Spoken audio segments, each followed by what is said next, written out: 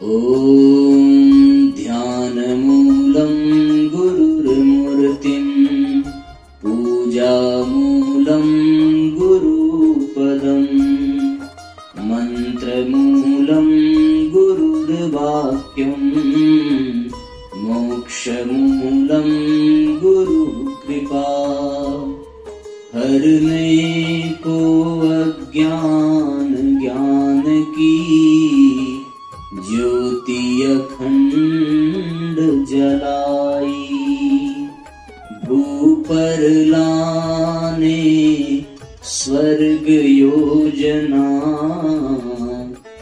युग निर्माण चलाई ज्ञान यज्ञ के लिए समर्पित जिनका जीवन सारा उन सद्गुरु श्री राम चरण में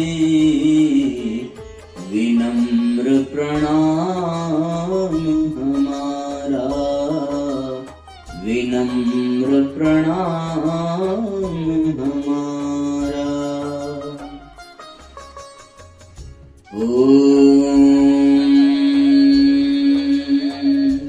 सद्गुरु चरण कमलेभ्यो नमः।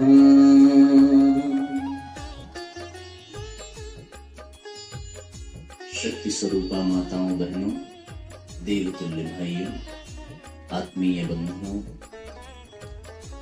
परम पूज्य गुरुदेव परम वंदनीय माता जी के सूक्ष्म संरक्षण में विराजमान शारदीय नवरात्रि के इस पावन पर्व पर आज के इस तृतीय सत्र में आप सभी का बहुत बहुत स्वागत है, बहुत बहुत अभिनंदन है। ऑनलाइन जुड़ करके YouTube के माध्यम से सुनने वाले सभी श्रोताओं को भी सादर प्रणाम। परम पूज्य गुरुदेव परम वंदनीय माता जी का दिव्य प्राण प्रवाह आप सभी को प्राप्त होता रहे। आप निरंतर साधना के पथ पर, आध्यात्मिक उत्थान के पथ पर अग्रसर होते रहें, ऐसी हमारी व्यासपीठ आपको शुभकामना देती है। साथियों, हमारा युग निर्माण सत्संकल्प जिस विषय की चर्चा पिछले प्रारंभिक दिनों से ही हम सभी कर रहे हैं, आज हम उस क्रम को आगे बढ़ाते हुए दूसरे सूत्र की चर्चा करेंगे। कल आप सबने यह अनुभव किया कि वास्तव में ईश्वर सर्वव्यापी है, न्यायकारी है और उसके अनुशासन को हमें जीवन में उतारना चाहिए। यदि हम ऐसा अभ्यास निरंतर करते रहेंगे तो फिर ये अनुमान हमारा अनुभव बन जाएगा और हमारे माध्यम से, हमारे आचरण से, हमारे व्यवहार से यह दिव्य सूत्र प्रत्येक व्यक्ति के मन मंदिर को स्पर्श करेगा। विशेष बात है कि ईश्वर का अनुशासन क्या है और ईश्वर के अनुशासन के लिए सर्वप्रथम आप ये अनुभव करें कि जब कोई व्यक्ति कोई अनुशासन बताता है तो वो कोई कार्य भी बताता है और कार्य के साथ साथ कुछ सुविधाएं भी देता है, कुछ संसाधन भी आपको प्रदान करता है। उसके द्वारा दिए गए संसाधन, उसके द्वारा दिए गए कार्यक्रम, उसके द्वारा बताई गई योजना को पूर्ण करने के लिए जिस नियम की आवश्यकता है उसको अनुशासन कहते हैं। अब विचारणीय प्रश्न है कि भगवान का अनुशासन पालन करने के लिए हमें ये समझना पड़ेगा कि भगवान ने हमें कौन से संसाधन दिए, भगवान ने हमें कौन सा कार्य सौंपा है, भगवान ने हमें कौन सी जिम्मेदारी सौंपी है। ये बात हमें समझनी पड़ेगी।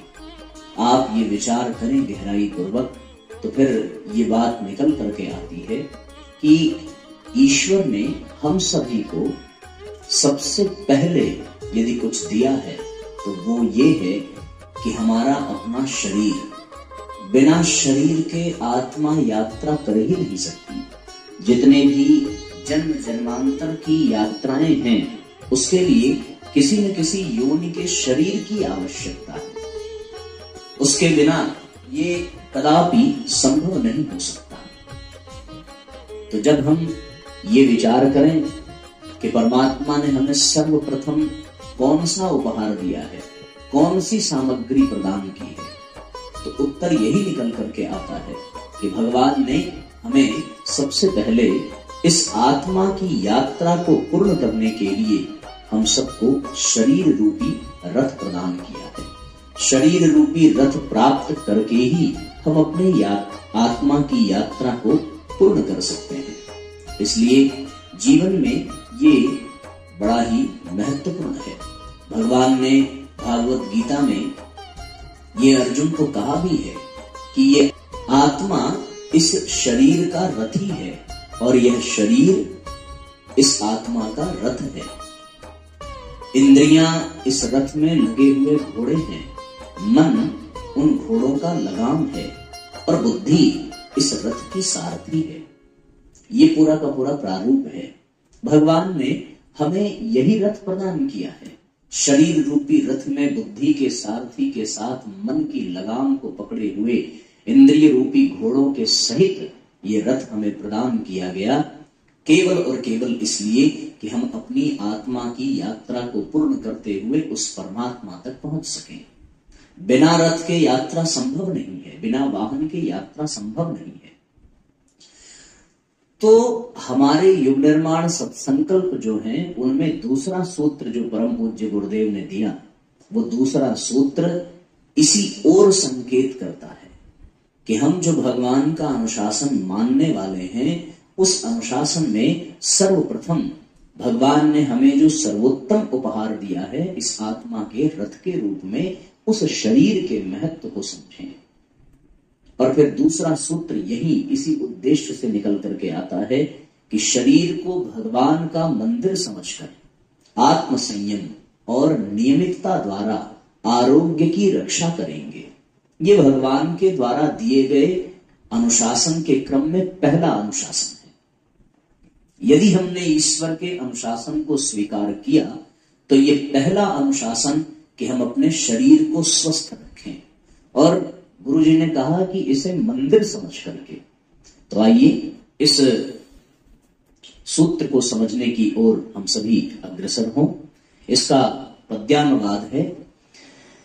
तन मंदिर भगवान का रखें स्वस्थ निरोग,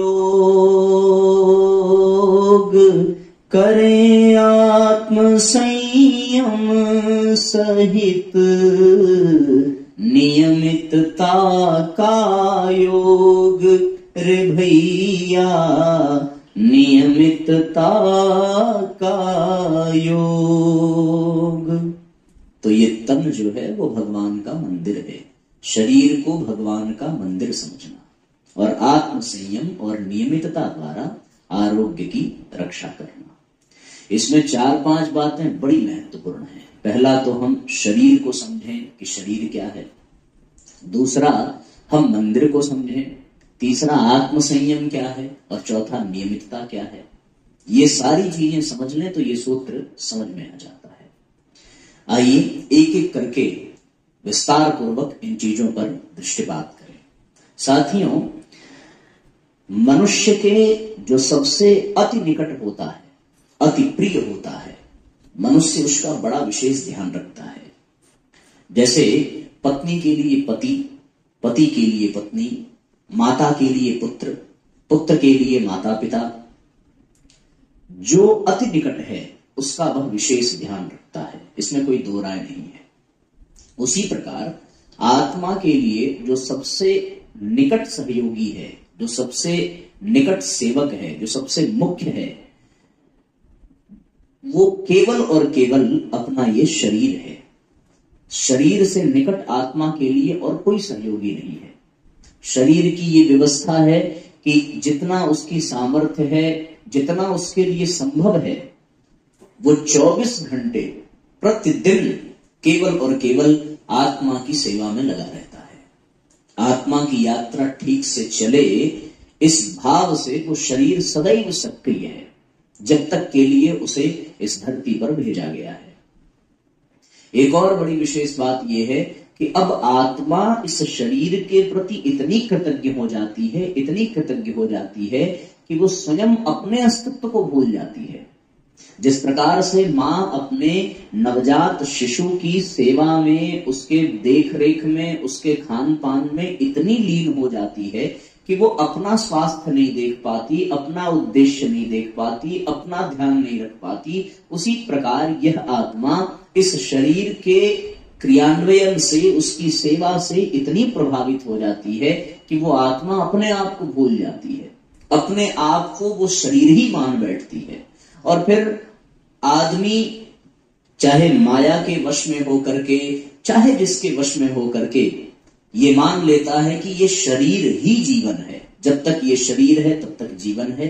जिस दिन ये शरीर समाप्त हुआ उस दिन जीवन की इतिश्री हो जाती है। वास्तविकता तो ये है कि ऐसा है नहीं। वास्तविकता यही है कि यह तो केवल आत्मा के लिए एक रथ के समान है। यदि इस रथ में कोई खराबी हुई और पुराना हुआ, जरा जीर्ण हुआ, तो वह आत्मा फिर से रथ बदल देगी। पर होता यह है कि हम शरीर के ही साज श्रृंगार में इतना विलीन हो जाते हैं कि वास्तव में हम अपना ही अस्तित्व भूल जाते हैं। हमें यह प्रतीत होने लगता है कि हम जो कुछ भी हैं आत्मा नहीं, केवल और केवल शरीर ही शरीर है।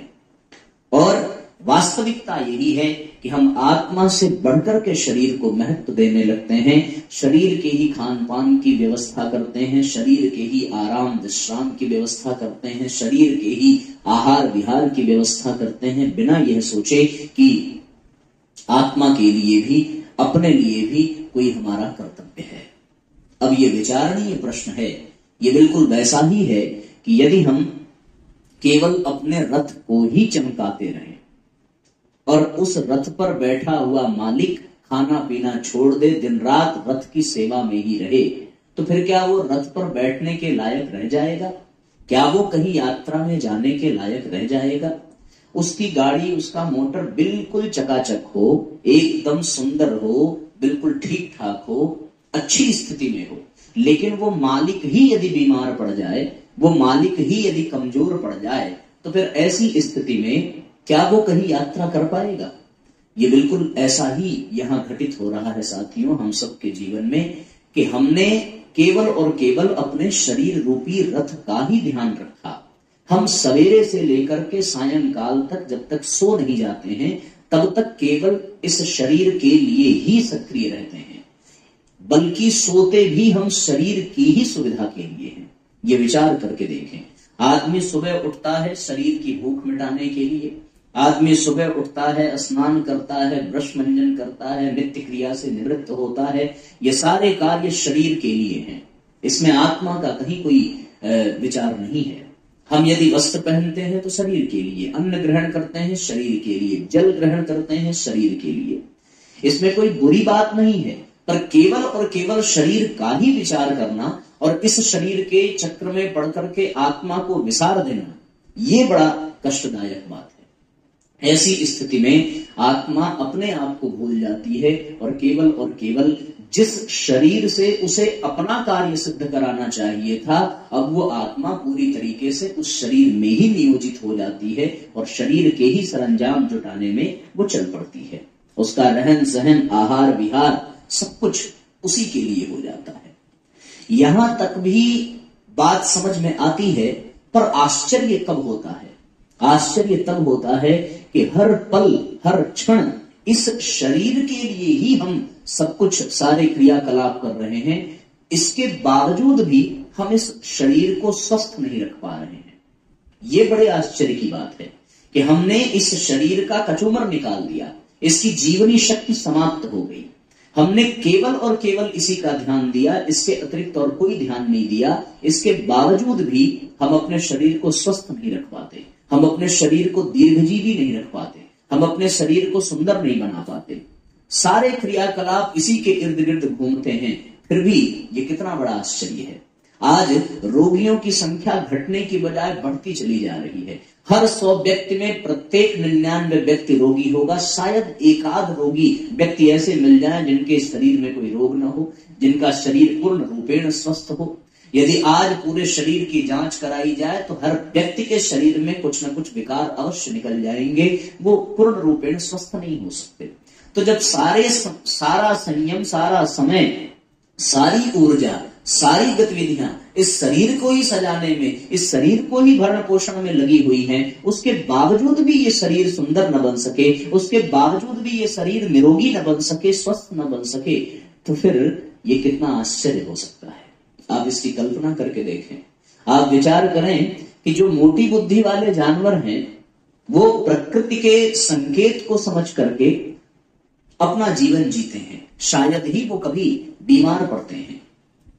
ये इससे भी बड़ा आश्चर्य है कि जिनके पास कोई साधन नहीं है, कोई संसाधन नहीं है, कोई बुद्धि नहीं है, वो केवल प्रकृति के अनुसार जीवन जीने वाले प्राणी सदैव स्वस्थ, मस्त, प्रसन्न रहते हैं। केवल और केवल अति बुद्धिमान, संसाधनों से परिपूर्ण ये मनुष्य यही अस्वस्थ रहता है।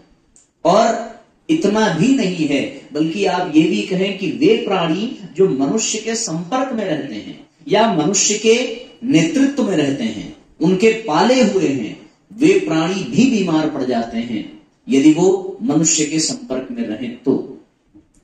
एक तरफ हम मनुष्य के बुद्धि की अति सराहना करते हैं कि उसने सारी उपलब्धियां प्राप्त कर ली अपने बुद्धि योग के बल पर, अपने संकल्प के बल पर, लेकिन वो अपने इस शरीर को स्वस्थ नहीं रख पाता, वो अपने इस शरीर को शानदार नहीं बना पाता, दीर्घजीवी नहीं बना पाता। अकाल मृत्यु की बात तो एक अलग विषय है, पर साथियों आज जो जीवित हैं वो भी बहुत जराजीर्ण स्थिति में जीवित हैं। उनके जीवन को देख करके लगता है कि उनकी अपनी खुद की भी ये कामना होती है कि अब ये शरीर छूट जाए तो अच्छा है, ऐसी स्थिति। और बिना उम्र पूर्ण किए वो इस शरीर को गंवाने के लिए तैयार हो जाते हैं। इतना सुंदर शरीर भगवान ने दिया पर हम उसकी देखभाल न कर सके, तो ये विचार करने की बात है। और परम पूज्य गुरुदेव ने यही संकेत इस सूत्र में किया है कि भगवान का पहला अनुशासन है कि हम अपने शरीर को सुंदर बनावें, हम अपने शरीर को स्वस्थ बनावें। स्वस्थ शरीर में ही स्वस्थ आत्मा का निवास हो सकता है। यदि शरीर स्वस्थ नहीं है तो व्यक्ति की आत्मा भी स्वस्थ नहीं रहेगी। यदि शरीर अस्वस्थ है तो आत्मा भी जराजीर्ण स्थिति में पहुंच जाती है। आप कल्पना करके देखें, जो व्यक्ति अस्वस्थ है, रोगी है, उसको बात बात पर चिड़चिड़ापन होगा, बात बात पर क्रोध आएगा, बात बात पर झल्लाहट होगी, बात बात पर खींच होगी, और इस तरीके से उसके भीतर क्रोध बढ़ता चला जाएगा। और क्रोध के कारण फिर वो काम की ओर बढ़ेगा, और काम, क्रोध आदि, ईर्ष्या, द्वेष आदि जब बढ़ने लगेंगे तो फिर आत्मा कैसे स्वस्थ रह पाएगी। इसलिए स्वस्थ शरीर में ही स्वस्थ आत्मा का निवास हो सकता है। यदि शरीर स्वस्थ नहीं है तो आत्मा कतई स्वस्थ नहीं रह सकती। आपने देखा है कि जो भोजन जीवन प्रदान करता है, स्वस्थ व्यक्तियों के लिए ऊर्जा प्रदान करता है, वही भोजन अस्वस्थ व्यक्ति के लिए विष बन जाता है, क्योंकि वो उस भोजन को पचा नहीं पाता। उसके भीतर कब्जियत की शिकायत हो जाती है, खाया हुआ भोजन पचता नहीं है, वो मल विसर्जित नहीं कर पाता, उस भोजन को पचाकर ऊर्जा में परिवर्तित नहीं कर पाता, तो फिर वही भोजन भीतर जाकर सड़न पैदा करता है और विष के रूप में वो सक्रिय हो जाता है और पूरे शरीर को विषैला बना देता है। इसलिए भोजन को भी पचाने के लिए उत्तम स्वास्थ्य चाहिए। इस शरीर के भीतर जितने भी कलपुर्जे लगे हैं, चाहे वो लीवर हो, चाहे वो किडनी हो, चाहे वो हृदय हो, चाहे वो फेफड़ा हो, चाहे वो नस नाड़ियां हो, वो सब भी तभी ठीक तरीके से काम करते हैं जबकि ये शरीर स्वस्थ हो। अगर ये शरीर अस्वस्थ है तो भैया आप ये मान करके चलें कि वो कलपुर्जे भी अच्छे से काम नहीं करेंगे। इसलिए शरीर को हर कीमत पर स्वस्थ रखना अत्यंत आवश्यक है। इस संसार में प्रत्येक क्षेत्र में कुछ भी प्राप्त करना है तो उसके लिए स्वस्थ शरीर पहली शर्त है। और भगवान के अनुशासन में पहला काम ही यही है कि हम अपने शरीर को स्वस्थ रखें। यदि शरीर को हम ठीक न रख सके, यदि तन को हम सुंदर न बना सके, तो वास्तव में हमने भगवान का कोई अनुशासन नहीं माना। क्योंकि शरीर के ही सहारे तो हम अपने सारे क्रियाकलाप कर सकते हैं। उपार्जन से लेकर के भोजन तक, संघर्ष से लेकर के मनोरंजन तक, किसान से लेकर के क्लर्क तक, उद्योगपति से लेकर के कर्मचारी तक, सबको केवल और केवल स्वस्थ शरीर की आवश्यकता है। यदि शरीर स्वस्थ न मिला तो फिर व्यक्ति किसी भी क्षेत्र में कुछ भी नहीं कर सकता। जिस अध्यात्म जगत के लोग ये कहते हैं कि शरीर नश्वर है, शरीर एक दिन मिट जाएगा, इसका ध्यान नहीं देना चाहिए, उसको अन्न और जल का त्याग करके अपने आत्मा का पोषण करना चाहिए, उनके लिए एक प्रश्न है कि यदि उनका भी शरीर अस्वस्थ हो तो क्या वो आत्मा के उत्थान के लिए व्रत उपवास आदि कर पाएंगे? क्या वो अस्वस्थ शरीर लेकर के यम नियम आदि अष्टांग योग को अपने जीवन में उतार पाएंगे? संभव ही नहीं है। जिनका शरीर अस्वस्थ है वो समाधि तो क्या, वो ध्यान की शुरुआत भी नहीं कर सकता, वो आसन लगाकर एक स्थान पर कुछ पल के लिए बैठ भी नहीं सकता। तो इसलिए अध्यात्म पथ पर चलने के लिए, आत्मा को पोषित करने के लिए, आत्मा को उत्कृष्ट बनाने के लिए भी शरीर की आवश्यकता है और स्वस्थ शरीर की आवश्यकता है। महात्मा गांधी ने कहा है अपने पुस्तक में कि शरीर आत्मा के रहने की जगह है और इसलिए ये शरीर तीर्थ के समान है। यदि ये आत्मा इस शरीर का त्याग कर दे तो फिर ये शरीर अपवित्र हो जाता है।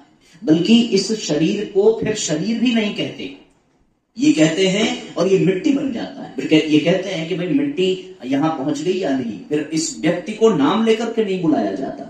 फिर ये शरीर इतना अपवित्र हो जाता है कि आत्मा के छोड़कर जाने के पश्चात यदि कोई इसे स्पर्श कर ले तो उसे स्नान करना पड़ता है। ऐसी प्रथा है हमारे समाज में। तो आप विचार करके देखें, जिस प्रकार से तीर्थ को पवित्र, स्वस्थ, स्वच्छ बना करके रखना चाहिए, उसी प्रकार आत्मा का निवास होने के कारण इस शरीर को भी हमें स्वस्थ, स्वच्छ और प्रसन्न रखना चाहिए। आप कल्पना करके देखें साथियों, यदि स्वस्थ शरीर है तो उस स्वस्थ शरीर पर फटे हुए कपड़े भी सुंदर लगेंगे, लेकिन अगर शरीर में रोग है तो फिर व्यक्ति कितना भी श्रृंगार कर ले, वो रत्ती भर अच्छा नहीं लगेगा और व्यक्ति उसके पास जाना नहीं चाहेगा। क्योंकि अस्वस्थता के कारण उसके निराश मन और झुके हुए चेहरे, निस्तेज पड़े हुए इस शरीर को कोई भी श्रेष्ठ नहीं कह सकता। इसलिए साथियों, जीवन में ये अत्यंत आवश्यक है कि हम सभी इस शरीर का पूर्ण रूपेण ध्यान रखें और शरीर का ध्यान रख करके ही हम अपने जीवन में परमात्मा के पहले अनुशासन को मान सकते हैं। आप विचार करके देखें, इस शरीर को स्वस्थ रखने के लिए कोई अतिरिक्त प्रयास ही नहीं करना है, केवल और केवल मर्यादाओं का पालन करना है और वर्जनाओं से बचना है। यदि हमने मर्यादाओं का पालन करना सीख लिया, यदि हमने वर्जनाओं से बचना सीख लिया, तो फिर साथियों हम सदैव अपने आरोग्य को सुरक्षित कर पाएंगे। इसलिए ये शरीर बड़ा महत्वपूर्ण है।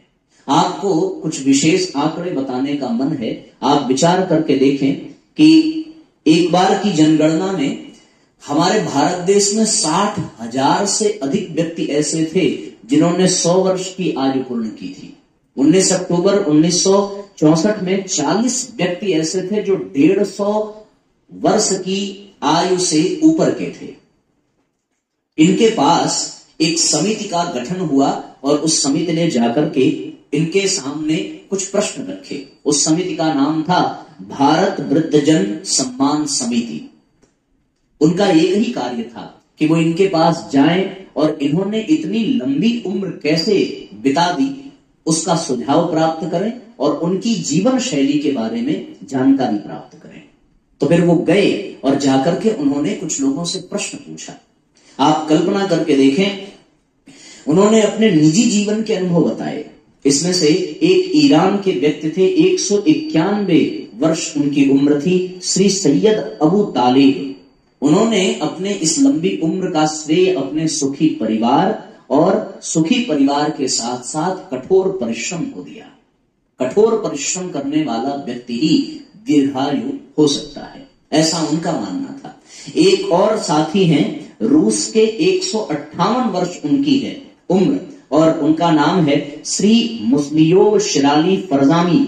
और इनको पूछा गया कि आप इतने दिनों तक, इतनी उम्र तक कैसे स्वस्थ हैं। इन्होंने एक बहुत बड़ी बात कही कि मैं प्रतिदिन ब्रह्म मुहूर्त में उठने का अभ्यासी हूं और मैंने 12 महीने ठंडा पानी पिया है, मैं दूध खूब पीता हूं, मेरे जीवन में कोई व्यसन नहीं है, कोई गंदी आदतें नहीं है, मैंने प्रकृति के अनुसार अपना जीवन जिया है, इसलिए आज मैं 158 वर्ष की उम्र में भी पूर्ण रूपेण स्वस्थ हूं। जापान में एक महिला है, उनकी उम्र है 189 वर्ष। अब आप कल्पना करके देखिए, उनका नाम है श्रीमती कोबायाशी। और इनसे जब पूछा गया कि आपने अपने जीवन में क्या विशेष किया, तो उन्होंने कहा कि मैं अन्न के रूप में केवल हरी सब्जियां ग्रहण करती थी, मैंने मांस मदिरा को कभी हाथ नहीं लगाया, मैंने कोई व्यसन नहीं पाले, इसलिए मैं पूर्ण स्वस्थ हूं। इन सभी उदाहरणों को देख करके साथियों ये प्रतीत होता है कि जो व्यक्ति प्रकृति के संरक्षण में, प्रकृति के अनुसार जितना अधिक जीवन जिएगा, उसका शरीर उतना ही स्वस्थ, उतना ही सुंदर होगा। आज के इस विज्ञान के युग में विज्ञान ने मनुष्यों के लिए बहुत सारे साधन सामग्री जुटा करके दे दिए। उन साधनों से मनुष्य की सुविधाएं तो बढ़ी, लेकिन उनके जीवन से परिश्रम समाप्त हो गया। आज घर में सिल बट्टे कहीं दिखाई नहीं पड़ते। सिल बट्टे न होने के कारण व्यक्ति का परिश्रम समाप्त हुआ और व्यक्ति मिक्सर और मिक्सर ग्राइंडर यूज करते हुए अपने शरीर को बीमार बनाता चला गया। जो पुराने जमाने के लोग हैं, उनसे अगर पूछा जाए तो वो बताएंगे कि ब्रह्म मुहूर्त में सूर्योदय से पहले ही हर घर से घरर घरर की आवाज आती थी और माताएं घर में बैठ करके ही गेहूं पीसा करती थी।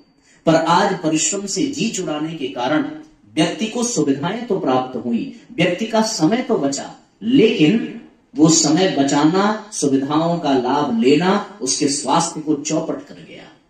अब आप विचार करके देखें कि क्या वास्तव में समय बचा?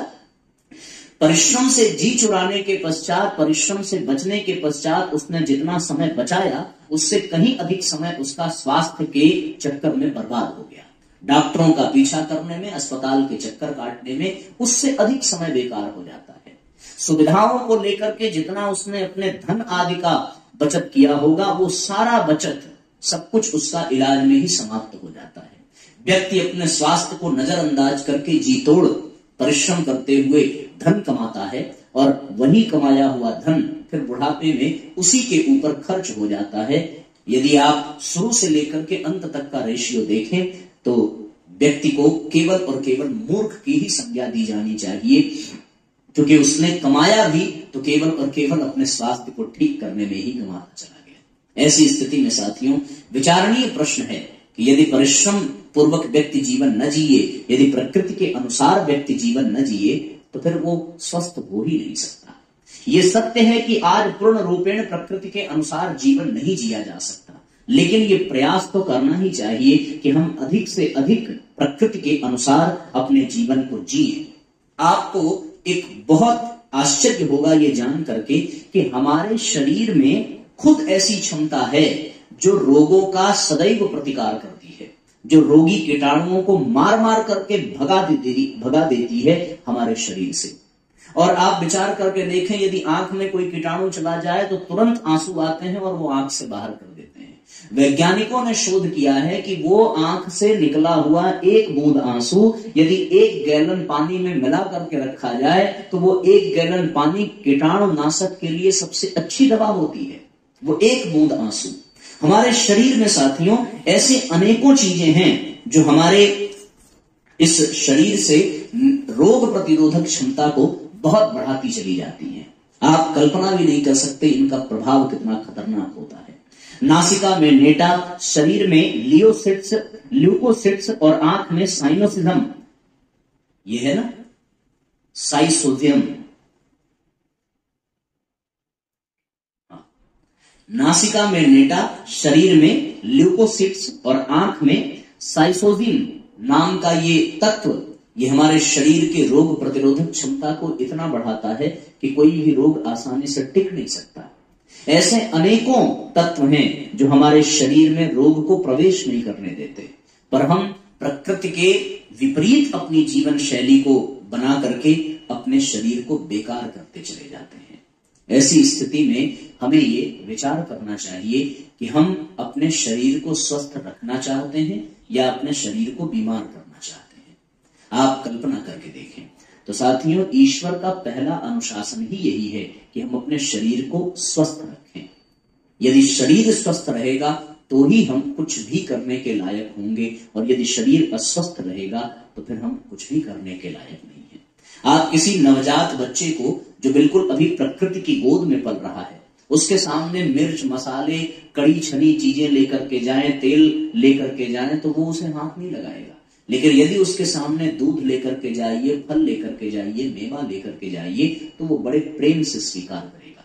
इसका अर्थ क्या है? इसका अर्थ यह है कि हमारी इंद्रियां, हमारी जिह्वा खुद उन्हीं चीजों को प्राप्त करना चाहती है जो उसके लिए अनुकूल है, पर हम जबरदस्ती उसे मिर्च खिलाते हैं, जबरदस्ती उसे मसाले खिलाते हैं, जबरदस्ती उसे तेल पिलाते हैं, जबरदस्ती अनावश्यक चीजें खिलाते हैं। जो लोग मांसाहारी हैं, यदि उनसे कह दिया जाए कि आप केवल और केवल शुद्ध मांस खा लीजिए, तो उनके लिए संभव नहीं होगा, पर उसे उबाल कर, पका कर, मिर्च, मसाला, प्याज, लहसुन मिला करके उसको स्वादिष्ट बना करके फिर वो खाते हैं।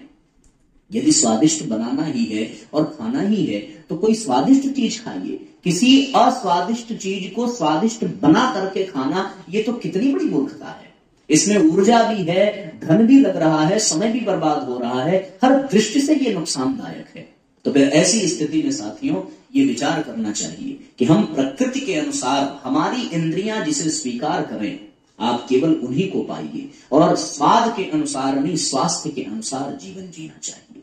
व्यक्ति को हितभुक, मितभुक और ऋतभुक जीवन शैली अपनानी चाहिए। हितभुक अर्थात जो उसके लिए कल्याणकारी हो, मितभुक अर्थात जो उसके लिए सुपाच्य हो, और ऋतभुक अर्थात कि जो उसके लिए मौसमी हो। जिस मौसम में वो है वर्तमान में, उस मौसम में उत्पन्न होने वाले शाक भाजी और फलों का वो सेवन करे। ये एक आयुर्वेद का, एक आरोग्य का प्रशिक्षण है जो आप सबके सामने हमने बताया।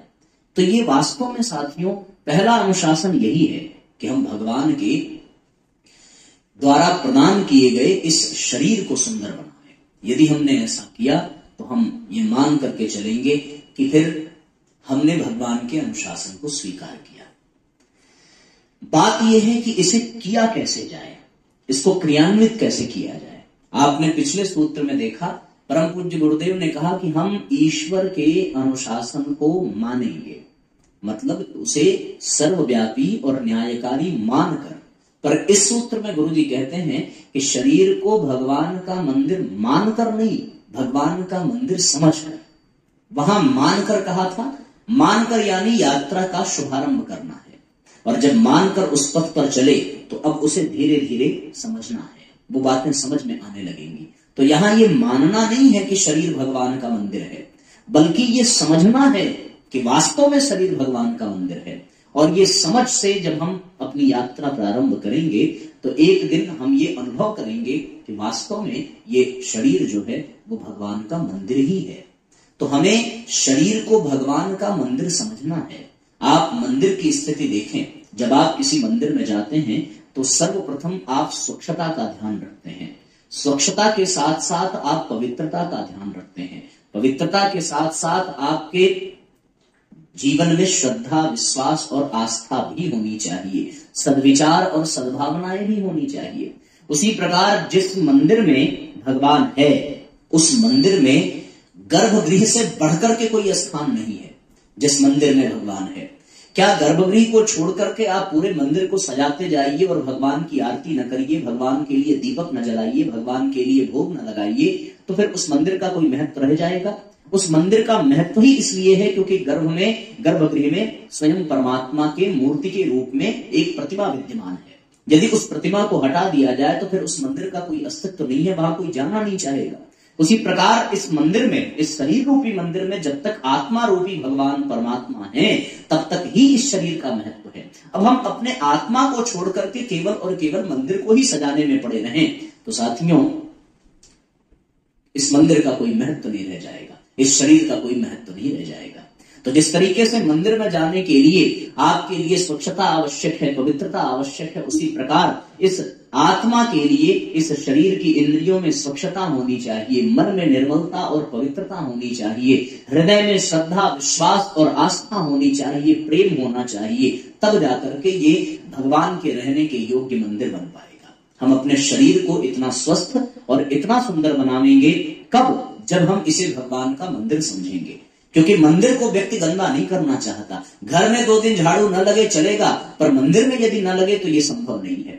घर में थोड़ी अपवित्रता हो जाए ये आदमी स्वीकार कर लेता है, पर मंदिर का पुजारी मंदिर को सदैव स्वच्छ रखता है, पवित्र रखता है, सुंदर बना करके सजावट के साथ रखता है। और मंदिर में समय समय पर भोग लगते हैं, मंदिर में समय समय पर आरती होती है। उसी प्रकार हम भी अपने जीवन में अपने शरीर को भगवान का मंदिर समझें, क्योंकि इसमें भगवान के अंश के रूप में आत्मा विराजमान है और इस आत्मा के रहने के कारण ही इस शरीर का अस्तित्व है। यदि हमने इस शरीर के अस्तित्व को न समझा और इस शरीर को स्वस्थ, स्वच्छ, सुंदर न बनाया और इस शरीर को निर्मल न बनाया, इस शरीर को पवित्र न बनाया और इस शरीर में श्रद्धा, भावना, प्रेम न रहा, तो फिर आत्मा इसे छोड़ करके चली जाएगी और फिर इस शरीर को कोई पूछेगा तक नहीं।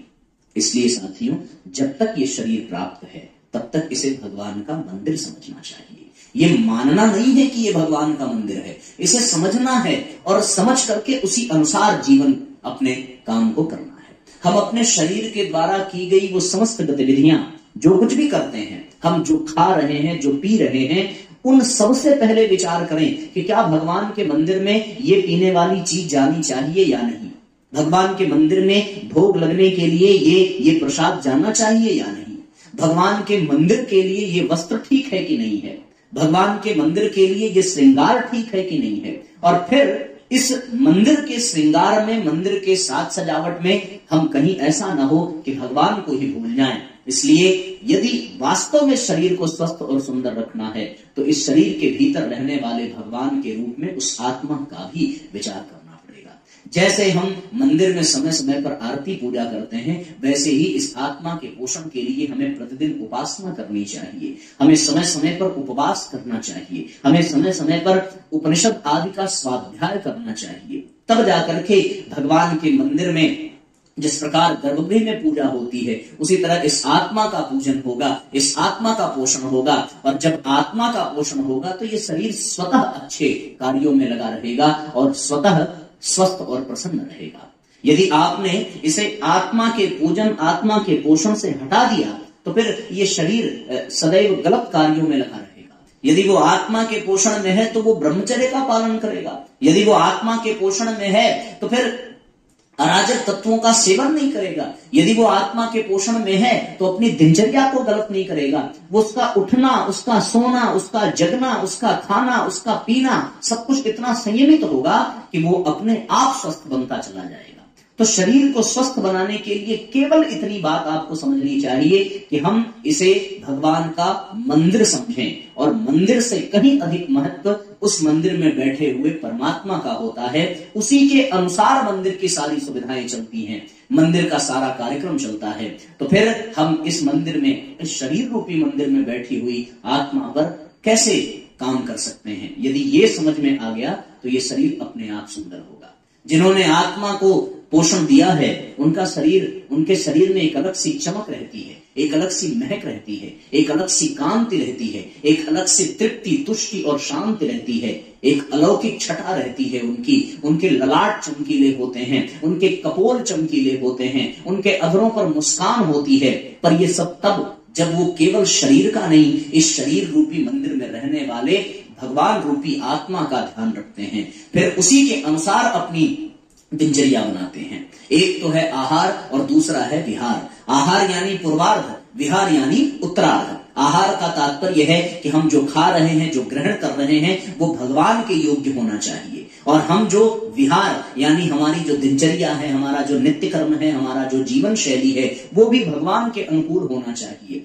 क्या सूर्योदय के पश्चात भगवान उठेंगे? संभव नहीं है। क्या भगवान की आरती सूर्योदय के बाद होगी? ये बिल्कुल नहीं होना चाहिए। तो आपको आत्मा के अनुसार जीवन बनाने के लिए ब्रह्मचर्य का पालन करते हुए ब्रह्म मुहूर्त में उठना पड़ेगा। ब्रह्म मुहूर्त में उठने के साथ साथ अपनी दिनचर्या में उपासना को सम्मिलित करना पड़ेगा, उपनिषद को सम्मिलित करना पड़ेगा, उपवास को सम्मिलित करना पड़ेगा, यज्ञ आदि को सम्मिलित करना पड़ेगा। और जैसा हमारे देव परिवार के सभी सदस्य सम्मिलित करके अपने जीवन को यथानुसार बना रहे हैं, सवेरे यज्ञ से लेकर के शाम के स्वाध्याय तक हर पल हर क्षण आत्मा के पोषण की तैयारी में लगे हुए हैं, तो फिर ऐसे लोगों के शरीर में कभी रोग हो नहीं सकता। ऐसे लोगों का शरीर सदैव स्वस्थ रहेगा और वो दीर्घजीवी बनेंगे, इसमें रत्ती भर भी संशय नहीं है। तो भगवान का मंदिर समझ करके करना क्या पड़ेगा? यदि आपने भगवान का मंदिर समझा और मंदिर समझ करके आपने इसकी सेवा की और सेवा करने के पश्चात जो ऊर्जा उत्पन्न हुई, अब शरीर स्वस्थ है तो वो शरीर ऊर्जावान होगा, शरीर स्वस्थ है तो वो शरीर शक्तिशाली होगा।